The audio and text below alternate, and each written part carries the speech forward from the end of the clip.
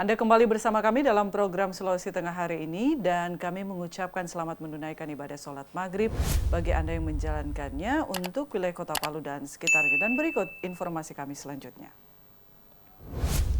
Ya saudara, masih dalam segmen aktualitas. Sebagian gereja di Kota Palu mulai memberlakukan ibadah secara online dan streaming mulai Minggu 29 Maret 2020. Hal ini dilakukan untuk mengantisipasi penyebaran virus atau COVID-19. Salah satu gereja GKI Kota Palu, Sulawesi Tengah pagi tadi melaksanakan ibadah online atau streaming.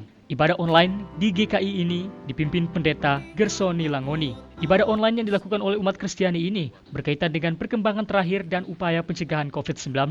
Kegiatan ibadah online umat Kristiani ini rencananya akan dilaksanakan selama 2 minggu ke depan yang akan dimulai minggu ini. Ibadah via streaming ini juga sesuai dengan imbauan dari Ketua Umum Persatuan Gereja Indonesia. Persatuan Gereja Indonesia menyampaikan agar pihak gereja bisa menyediakan alternatif untuk para jemaat yang ingin beribadat tanpa harus bertemu secara langsung. Rangkaian ibadah online yang dilakukan umat Kristiani di Kota Palu yang berlangsung sejak hari Minggu pagi tadi berjalan hikmat dan lancar tanpa ada kendala. Tim Liputan TVRI Sulawesi Tengah melaporkan. Di tengah-tengah. Sementara itu, saudara, untuk mencegah penyebaran COVID-19, semua gereja di Kota Palu ditutup sementara kegiatan ibadah minggu. Para jemaat pun harus rela ibadah di rumah dengan sistem offline, di mana khotbah pelaksanaan ibadah dikirim lewat grup WhatsApp. Demikian disampaikan Sony, salah satu pengurus gereja di Kota Palu, saat dikonfirmasi kru TVRI siang tadi, menindaklanjuti himbauan dari Persekutuan Gereja-Gereja Indonesia PGI bahwa semua pelaksanaan ibadah dilaksanakan di rumah masing-masing guna mencegah penyebaran COVID-19.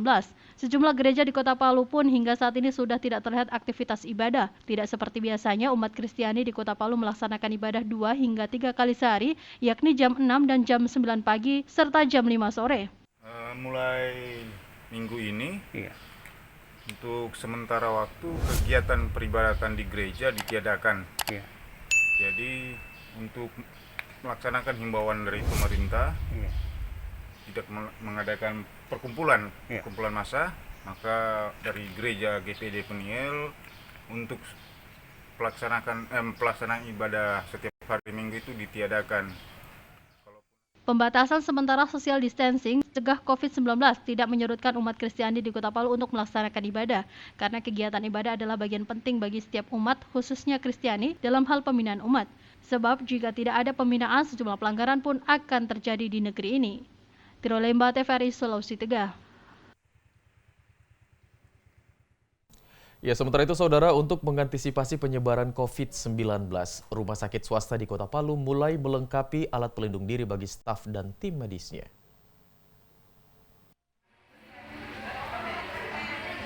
Hendrik, salah satu manajemen pengelola rumah sakit swasta di Kota Palu, mengatakan langkahnya untuk mendapat sejumlah alat pelindung diri bagi tenaga medis maupun staf yang berhubungan langsung dengan pasien maupun pengunjung lainnya. Pihak rumah sakit berinisiatif membuat sendiri alat pelindung diri seperti alat pelindung wajah face shield, sarung tangan, masker, juga hand sanitizer untuk petugas rumah sakit di bagian counter pelayanan maupun tenaga medis yang bertugas menangani pasien yang dirawat sehingga merasa nyaman dan terlindungi jika sewaktu-waktu ada paparan virus yang tidak diketahui. Saat ini Rumah Sakit Samaritan beserta staf dilengkapi dengan alat pelindung diri yang dibuat oleh rumah sakit, itu berupa shield face dan handscreen dan masker. Sampai saat ini alat pelindung diri kami yang beredar di pasaran sangat susah didapat karena mencakup seluruh dunia membutuhkan. Adapun kriteria yang harus dipenuhi rumah sakit rujukan maupun rumah sakit backup adalah kesanggupan tenaga medis dari rumah sakit untuk menangani pasien. Rumah sakit Samaritan sendiri adalah rumah sakit swasta sebagai rumah sakit backup dalam penanganan COVID-19 yang saat ini juga menyediakan 2 ruang isolasi dengan kapasitas 2 bed masing-masing terpisah. Saat ini pihak rumah sakit juga melakukan tes suhu tubuh kepada setiap pengunjung yang datang. Untuk di area pelayanan, pengunjung ataupun pasien juga diatur jarak tempat duduknya. Antar kursi berjarak 1 hingga 2 meter untuk mencegah paparan virus antar individu. Tirolemba TVRI Sulawesi Tengah. Pemirsa, sebagai upaya menghambat laju penyebaran COVID-19, karantina wilayah diberlakukan selama 14 hari ke depan. Hal ini guna mencegah dan mengantisipasi jika para pendatang yang akan masuk di 3 pintu gerbang utama Kabupaten Toli-Toli.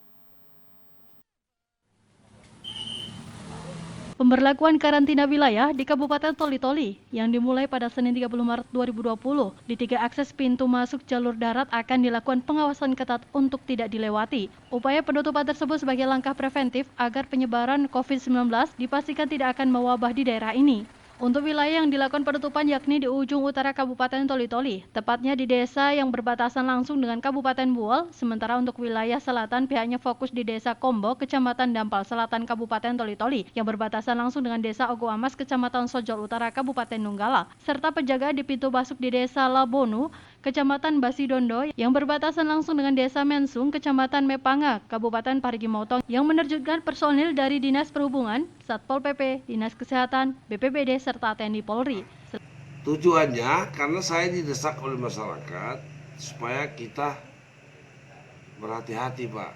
Karena di Palu itu sudah ada yang positif. Sehingga saya ambil satu kebijakan tadi, sesudah rapat kita bicarakan ya, dampak daripada penutupan ini. Penutupan ini kita bukan penutup total. Yang kita bisa loloskan itu cuma orang yang membawa bahan sembako. Selain memberlakukan penutupan jalan darat, jalur laut akan ditutup sementara 14 hari ke depan. Mengingat kapal motor yang ada saat ini mengangkut penumpang asal Tarakan dan Nunukan, Kalimantan Utara, sangat rentan dengan datangnya wabah COVID-19 yang bisa saja dibawa oleh para penumpang. Sedangkan untuk akses jalur udara, pemerintah Kabupaten Toli-Toli masih membuka pintu masuk tersebut. Namun yang pasti, setiap penumpang pesawat udara yang tiba dilakukan pemeriksaan kesehatan secara mendetail. Dari Kabupaten Toli-Toli, Muhammad Sabran, kontributor TVRI Sulawesi Tengah.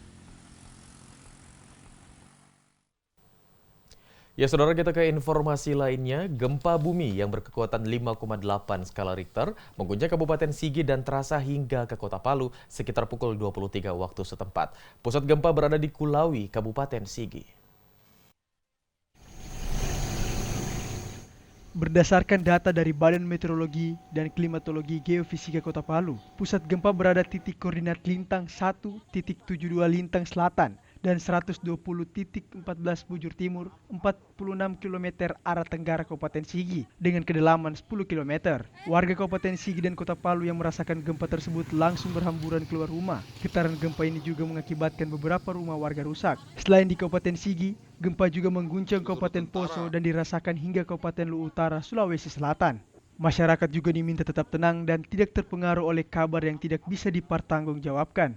Gapdika Chandra, kontributor TVRI Sulawesi Tengah.